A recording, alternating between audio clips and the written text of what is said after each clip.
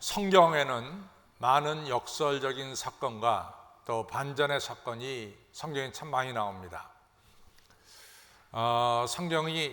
그래서 성경을 읽으면서 우리는 쉽게 결과를 볼 수는 없습니다. 하나님께서 역사하시는 것은 우리가 생각하는 것과는 좀 다르게 역설적으로 또는 반전의 역사를 우리 하나님께서 행하시는 것을 우리가 성경에서 볼 수 있죠.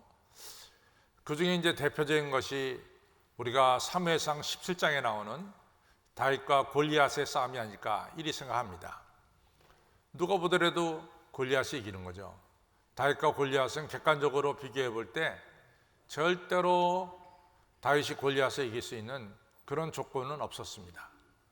그러나 우리가 아는 대로 하나님의 이름으로 나간 어린 다윗이 육적 장수 골리앗을 이기는 이런 역설적인 사건, 사람들이 생각하는 다르게 다윗이 이기는 이런 결과가 나오죠.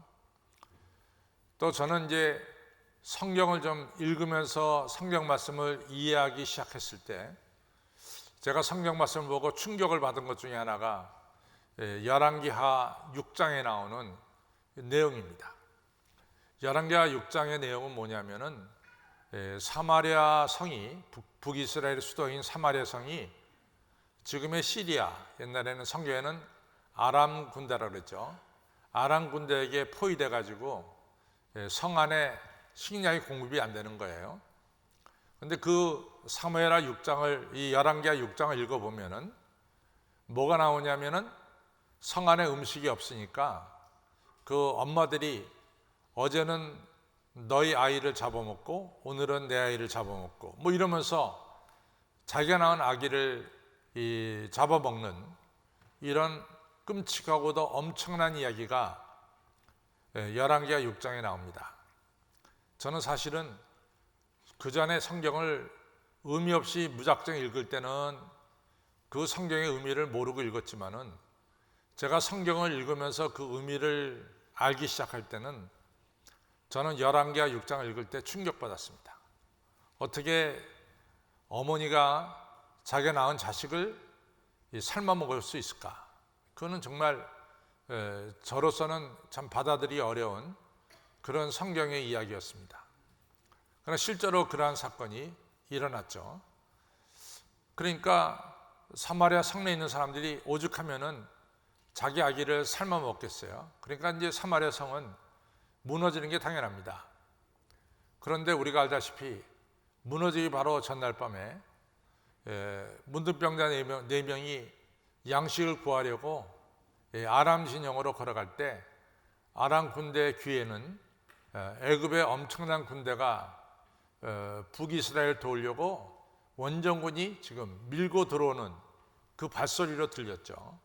그래가지고 이 사마리아 성을 둘러싸고 있었던 이 아람 군대가 혼비백산해서 도망갑니다. 그리고 저들이 정신없이 도망가니까 많은 군량비를 그냥 천막에다 다 쌓아두고 갔어요.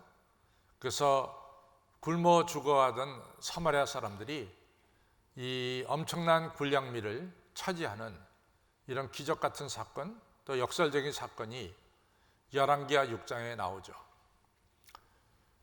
또 이사야서 36장, 37장을 보면은 이번에는 예루살렘입니다. 예루살렘이 아시리아 군대에 포위돼 가지고 벌써 1년 넘게 포위돼서 이제 예루살렘 도성이 무너지기 반보 직전이죠. 어쩌면 내일이면 무너질지도 모르는 그런 급박한 상황인데 바로 그날 밤에 이 아시리아 군대 내에 연병, 이 전염병이 돌아서 18만 5천 명이 죽는 이런 엄청난 일이 벌어졌습니다. 그래서 예루살렘이 위기에서 구원되고 예루살렘 백성들이 살아나는 이런 역사도 또 하나의 역설적인 사건, 반전의 역사다 이렇게 볼 수 있죠. 우리가 너무나 쉽게 읽어 나가지만은 사실은 난공불락의 여리고성이 어떻게 무너졌습니까? 이스라엘 백성들이 이 여리고성에다가 화살 하나 쏜 것도 없고 창 하나 던진 것도 없었어요. 그냥 하루에 한 바퀴씩 이 여리고성을 돌고 마지막 날에는 7바퀴 돌았을 때 여리고성이 와르르 무너지는 이런 놀라운 역사, 기적 같은 역사, 반전의 역사, 이같이 역설적인 사건이 일어나게 됐습니다. 이처럼 성경에는 이 역설적인 사건이 많습니다.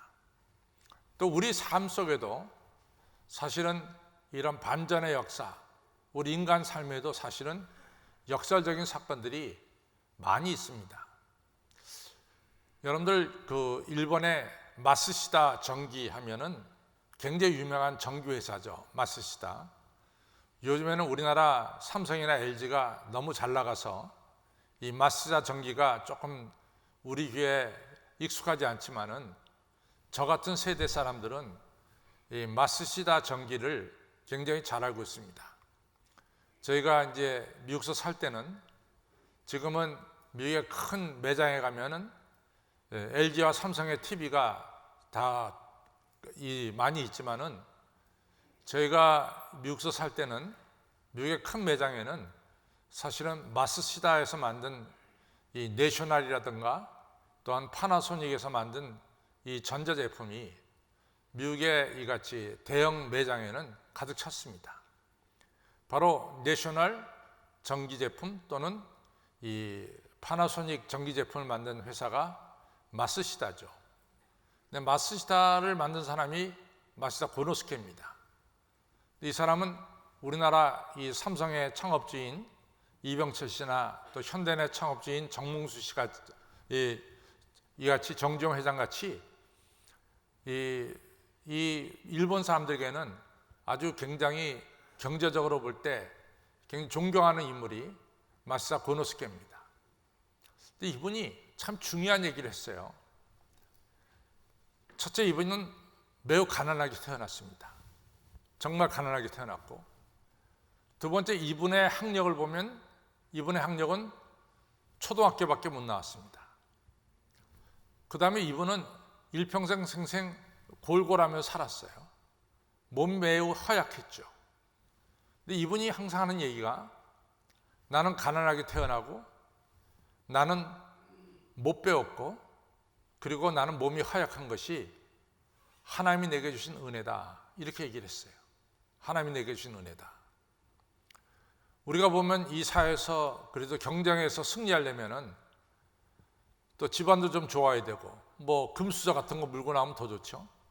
집안도 좀 좋아야 되고 또 공부도 좀 잘해야 되고 좋은 학교 나와야 되고 뭐 우리나라 뭐 얼마나 학벌이 중요합니까? 일본도 보통 중요한 게 아니겠죠. 또 이 경쟁 사회에서 이기려면은 육신적으로도 강건해야죠. 몸이 건강해야죠. 근데 마쓰시다 고노스케는 이 세 가지가 다 없었어요.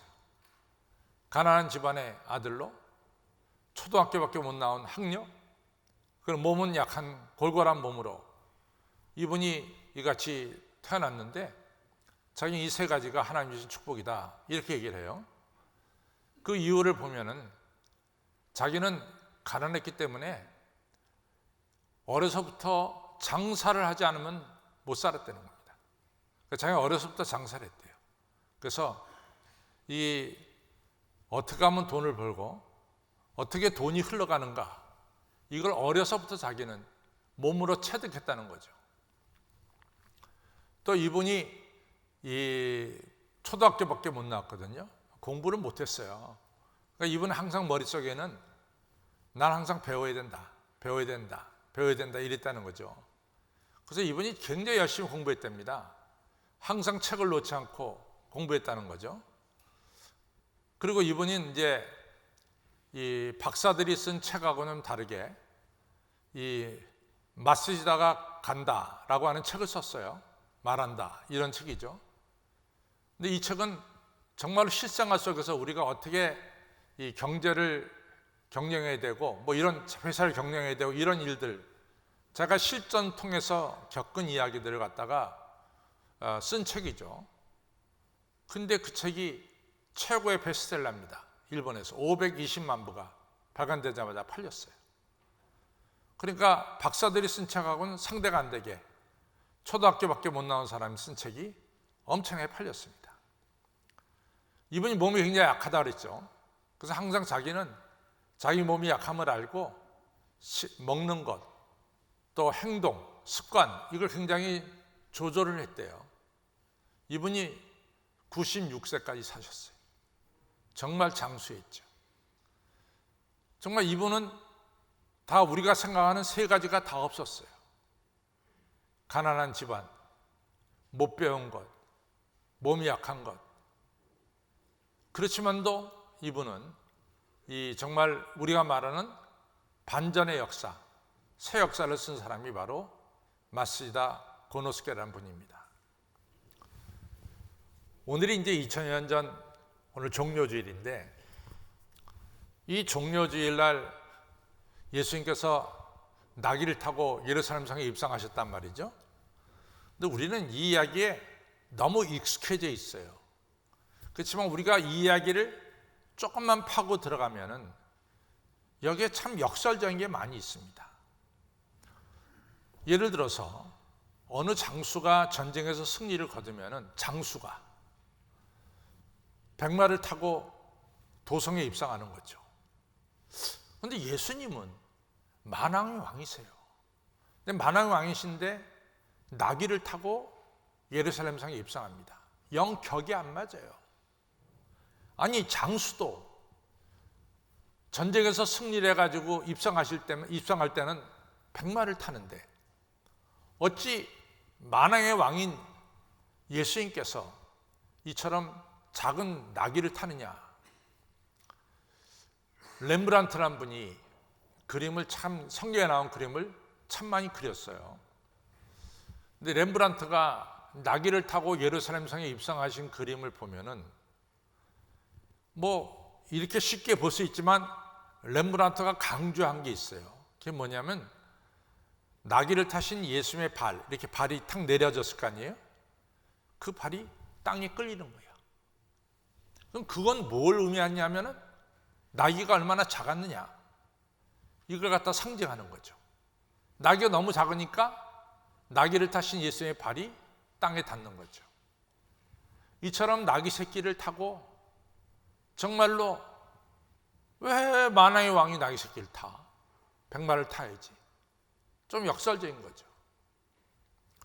또 일반 장수도 승리하고 도성에 입성하면은 황제나 귀족들이 나와서 전쟁에 승리한 이 장수를 갖다가 막 환영할 거 아니겠어요. 그런데 예수님께서 만왕의 왕이 입성할 때는 헤롯 왕도 안 나타났고, 그 당시 로마 총독인 빌라도도 안 나타났고, 그 당시에 대제사장이라고 하는 안나스와 가야바도 안 나타났고, 소위 고관 대장 한 명도 안 나타났어요. 그리고 예수님을 환영한 사람들은 평민들만 환영을 했어요. 만왕의 왕이 도성에 입성하는데 주변에서 박수치는 사람들은 고관 대장은 한 명도 없고, 높은 사람 한 명도 없고, 그냥 평민들만 모여 섰죠. 그것도 좀 이상한 거 아닙니까? 만왕의 왕이 입성하는데. 왜 만왕의 왕이 입성하는데 이렇게 같이 고관 대장이 한 명도 안 나타났냐 이거죠. 또 여러분, 이같이 어느 장수가 전쟁에 승리를 거둬가지고 이같이 도성에 입성하게 되면은 황제가 길에서 나와서 환영하고 그에게 이같이 훈장도 달아주고 그에게 영전시켜 줄 거예요. 너는 앞으로 대원수가 되라. 뭐 이러면서 이같이 높은 자리로 이같이 올려줄 겁니다. 근데 예수님을 봅시다. 예수님은 나귀 타고 예루살렘 성에 입성하셨는데 뭐가 주어졌어요? 뭐가 주어졌습니까? 더욱더 이상한 것은 예수님을 환영하러 나온 이 무리들이, 호산나 다윗의 자손이 하면서 찬양하던 이 무리들이 5일 지났어요. 5일, 하루 이틀 3일 4일 5일. 빌라도가 누가복음 23장에 보면 나는 이 사람에게서 죽일 만한 죄를 찾아볼 수가 없다, 이런 이야기를 몇 번 했냐면은 무려 3번을 해요. 나는 이 사람에게서 이 사람을 죽일 만한 죄를 찾아볼 수가 없다. 이걸 갖다가 한 번도 아니고 두 번도 아니고 3번이나 합니다. 그런데 5일 전에 예수님께서 낙이 타고 예루살렘 성에 입성하실 때 환영하던 이 무리들이 돌변해서 예수님은 십자가에 못 박으라고 외치는 거예요. 그리고 빌라도를 협박하기를 당신이 만약에 이 예수를 놓아준다면은 당신은 로마 황제 가이사의 역적이 되는 거예요. 이러면서 빌라도를 갖다 협박하면서 예수를 십자가에 달려 죽이라고 외쳐요. 아니 5일 전에 환영하던 무리들이 5일 뒤에 돌변해서 예수님을 죽이라고 외치는 거죠. 이 상황도 우리로 볼 때는 쉽게 납득할 수 없는 이런 상황이죠. 예수님은 이렇게 해서 이제 십자가에 달리시게 되죠. 만왕의 왕이신 예수님께서 낙이 타신 사건, 그것도 이해할 수가 없고, 만왕의 왕이 입성하는데 어떻게 대제사장과 소위 종교 지도자들도 안 나타나고 그 지역을 다스리던 빌라도와 헤롯 왕도 어찌 안 나타나느냐 이거죠. 너무나 이상한 광경이죠. 예수님을 찬양하던 무리들이 왜 5일 뒤에 예수님을 십자가에 못 박으라고 돌변해서 예수님을 갖다 십자가에 못 박게 만드는가? 이것도 쉽게 납득할 수가 없는 정말 종료주일의 역설적인 사건들이죠. 제가 오늘 성경을 조금 더 읽었어요. 그럼 뭐냐면은 예수님께서 예루살렘 성에 입성하셔가지고 예루살렘을 보시면서 우는 사건입니다. 성경에 예수님이 2번 우셨죠. 요한복음 11장에 죽은 나사로 무덤 앞에서 우셨고, 오늘 누가복음 19장에 예루살렘 보시면서 예수님이 우신 사건이에요. 아니, 만왕의 왕으로 예루살렘 성에 입성하신 분은 그날 저녁에 잔치를 벌여야지. 다 불러 모아서 잔치를 벌여서 기쁨의 잔치, 정말 축배의 잔치, 이런 잔치가 열려야죠. 그런데 잔치 대신에 예수님은 웃고 즐기는 그러한 것이 아니라 예루살렘을 보면서 슬피 우는 거죠. 예수님은 2가지를 말합니다. 예루살렘아, 예루살렘아, 너희는 공고받은 나를 너희들이 잃어버렸다. 하나님의 아들 예수님이 자기 땅에 오며 자기 백성이 영접지 않았어요. 예루살렘에 오며 예루살렘 백성들이 예수님을 영접지 않았습니다. 예수님을 영접하면 축복받는데 예수님을 영접하지 못하는 거예요. 예수님을 거부하는 거예요. 축복을 갖다가 내 발로 차버리는 거죠. 이걸 보고 마음이 아팠어요. 또 하나 마음이 아픈 것은 장차 예루살렘이 하나님의 심판을 받아서 저들이 고통당하고 죽임당하고 돌아나 돌이도 남기지 않고 저들이 예루살렘 성이 무너지는 걸 보면서 예수님 너무 가슴이 아팠죠. 예수님이 우시는 거죠. 이런 예수님은 한마디로 말해서 예루살렘 사람들을 너무너무 사랑하는 사랑의 아픔이고 사랑의 눈물입니다. 제가 언젠가도 얘기했지만은 제가 미국에서 목회할 때 우리 교회 장로님이셨는데 그 장로님의 부모님이 어디 사셨냐면 함흥에서 사셨어요. 함흥에서. 그런데 이분이 함흥에서 배를 5척이나 가지고 있어갖고 큰 부자로, 옛날에 1950년서부터 53년에 전쟁이 일어나기 전에 북한에서 함흥에서 배 5척 가지고 어업을 한다는 것은 큰 부자였습니다. 아들들 딸들을 낳는데 너무 잘 살았죠. 그런데 이 공산당이 자리를 잡으면서 그 아버지를 갖다가 부르주아로 매도해가지고 부인과 자녀들 보는 앞에서 총살형을 시켰어요. 그 아버지가 죽었어요. 총에 맞았어. 그 엄마가 하여튼 정말로 혼미백산해가지고 이 4명 데리고 월남을 한 거예요. 남쪽에 와가지고 정말로 밤중에 그냥 도망쳐 나온 거거든요. 아무것도 없죠. 아무것도. 아무것도 없는 가운데서 어떻게 삽니까? 행상을 시작했어요.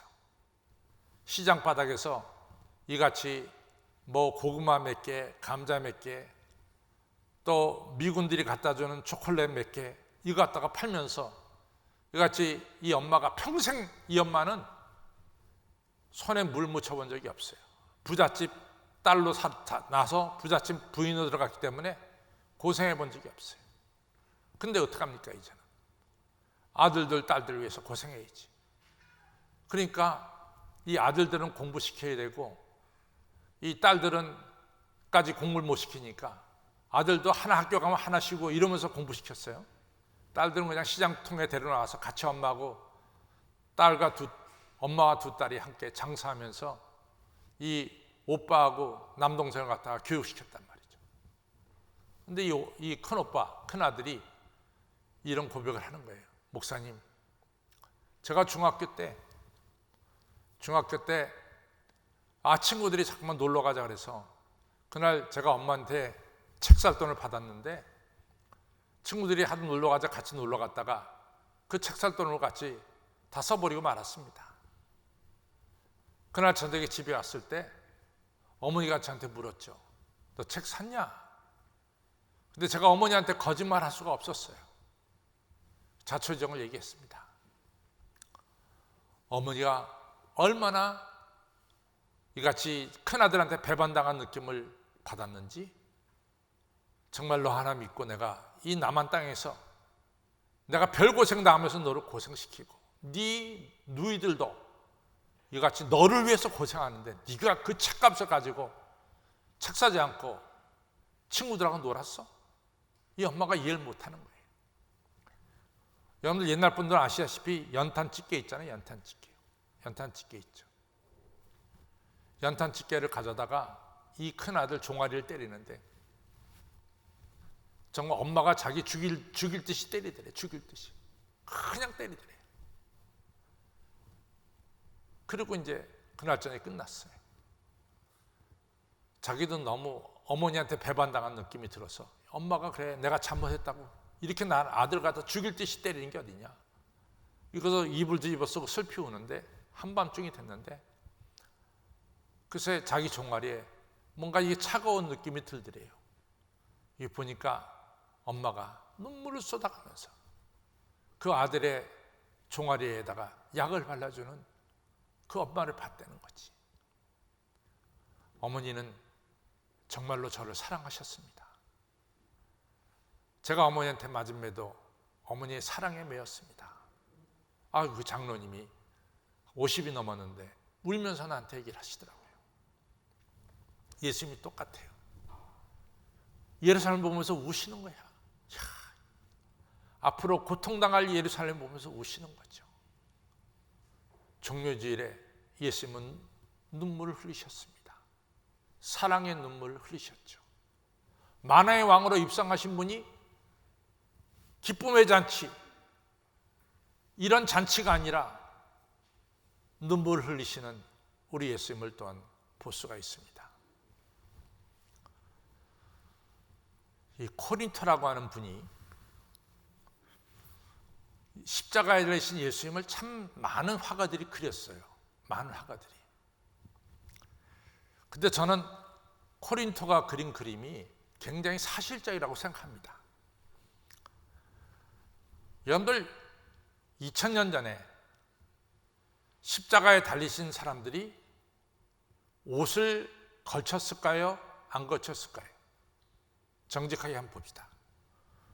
그림들은 거의 다 옷이 걸쳤어요. 근데 2000년 전에 정말로 십자가에 달린 분들의 달리신 분들이 옷을 걸쳤을까요? 안 걸쳤을까요? 여러분들 포로로 끌려갈 때 벌거벗겨서 끌고 갑니다. 포로들. 그렇기 때문에 포로들을 갖다가 쉽게 식별할 수가 있어요. 벌거벗은 건 포로야. 도망가지 못해. 벌거벗었으니까. 근데 포로들도 벌거벗겨서 보내는데 십자가에 달리신 분들을 달린 사람들을 갖다가 옷을 입혔겠냐 말이지. 근데 이제 대개 화가들이 어떻게 예수님을, 벌거벗은 예수님을 그릴 수가 있어요? 못 그리지, 화가들이. 근데 이 코린토는 벌거벗은 예수님을 그렸어요. 근데 우리는 보통 이렇게 달린 예수님을 그리는데, 이 코린토가 그린 이 십자가에 달리신 예수님은 너무 고통스러워서 다리를 꼴 수밖에 없는, 아파가지고 말이죠. 이렇게 하면서 고통 속에 있는 예수님을 그린 거야. 고통 속에 있는 예수님. 너무 고통스러우니까. 고통스럽잖아요. 손발에 못이 박히고. 그러니까 너무 고통스러우니까 몸을 그냥 펼쳐 일으킬 수가 없어. 고통스러운 우리가 몸을 움츠르듯이 꼬부라뜨린 거야. 근데 그 밑에 있는 사람들의 그 모습을 보면은 너무 좋다고 웃는 거야. 이 예수님을 보면. 예수님은 고통스러워서 몸을 구부리시는데, 이 밑에 있는 사람들은 그러한 예수님 보고 좋다고 웃고 있는 거예요. 예수님을 가해하면서 이 가해자의 기쁨과 즐거움을 나타내고 있는 거죠. 참으로 그 그림은 보기가 어려운 그림이에요. 우리가 그냥 보기에.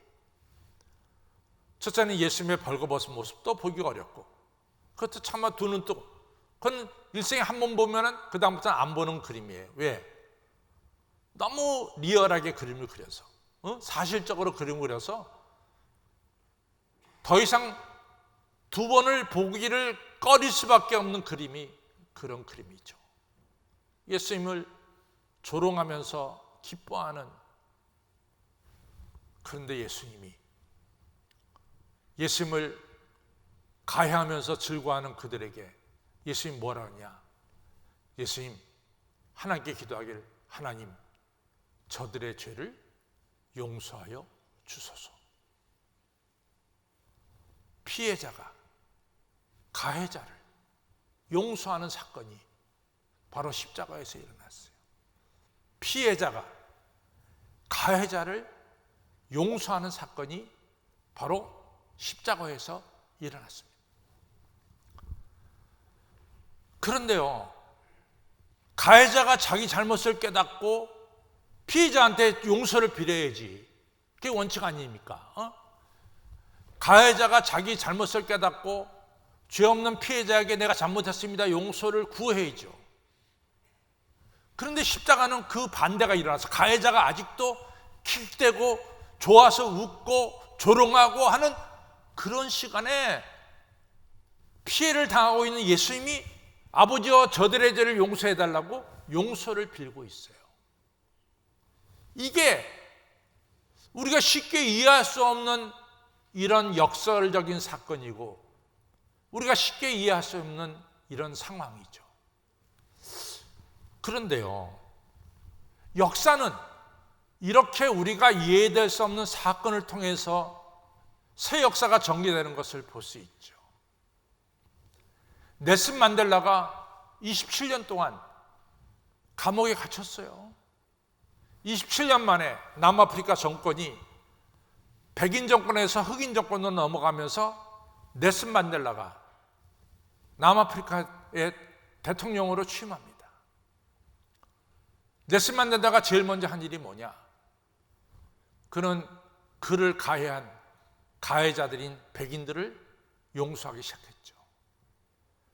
자기를 감옥서에서 힘들게 만든 간수를 자기 대통령 취임식에 초대해서 기쁨을 나눴죠.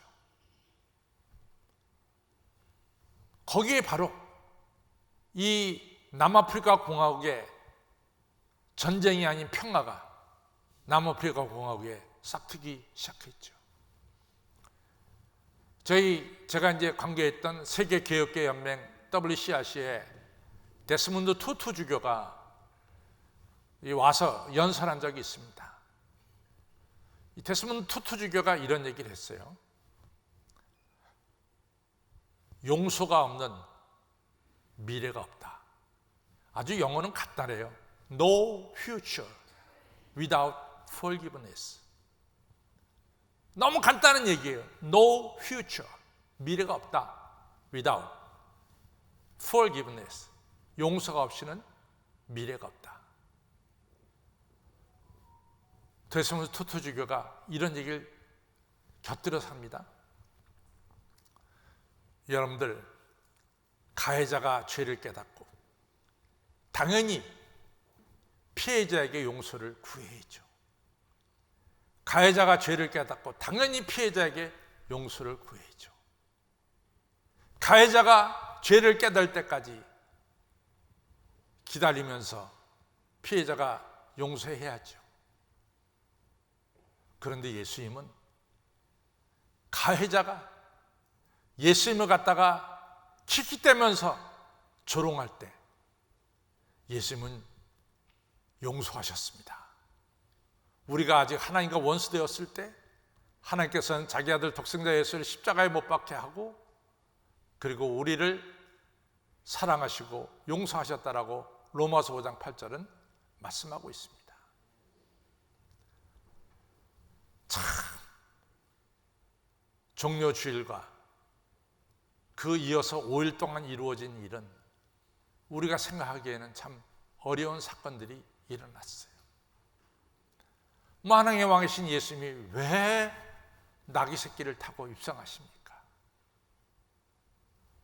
거기에 만왕의 왕의 겸손하심이 우리에게 나타나고 있고, 왜 예루살렘 성에 입성하신 예수님께서 축하 잔치에 기쁨으로 가득 차지 않고 왜 죄 지은 예루살렘을 향해서 눈물을 흘리고 계시는가? 거기에 바로 끝없는 우리를 향한 예수님의 사랑을 우리가 볼 수가 있죠. 엄청나게 수욕과 모욕을 당하신 우리 예수님께서, 그 피해를 받으신 예수님께서 가해자를 용서하시는 그 용서 속에 우리의 죄가 용서를 받는 신비로운 역사가 바로 거기에 있는 거죠. 그래서 사도 바울은 그는 근본 하나님의 본체시나 하나님과 동등됨을 취할 것으로 여기지 아니하시고 자기를 종의 형체를 가지시고 사람의 모양으로 나타나셨으며 죽기까지, 사람으로서 죽기까지 하나님께 복종하셨느니라. 이러한 예수님을 하나님께서 높이 높이 드셔 하늘에 있는 것들과 땅에 있는 것들과 땅 아래에 있는 모든 것들을 우리 예수님 앞에 무릎을 꿇게 하시고 바로 이 예수님을 구주로 믿어 하나님의 영광을 드러내셨느니라. 이것이 사도 바울의 신앙 고백이죠. 여러분, 종료주일은 역설의 사건이 많이 일어났어요. 근데 겸손하면은 높아지고 사랑하면은 축복을 받고 용서하면은 내 죄가 용서받는 신비로운 역사가 바로 겸손과 사랑과 용서 속에 들어있음을 우리는 종료주일에 발견할 수가 있는 거죠. 사랑하는 성도 여러분, 나귀 타고 예루살렘 성에 입성하신 예수님을 보면서 겸손하시길 바랍니다. 예루살렘 보면서 우시는 예수님 보면서 그 우리를 향한 하나님의 사랑을 느끼시기를 바랍니다. 피해자이신 예수님께서 가해자를 용서하시는 그 용서 속에서 내 죄가 용서 안 받고 나도 남을 용서하는 사람이 되시기를 다짐하시기를 바랍니다. 이것이 종료주일에 주는 하나님의 은혜요, 또 하나님께서 우리에게 가르쳐 주신 중요한 가르침입니다. 일어나시기 바랍니다.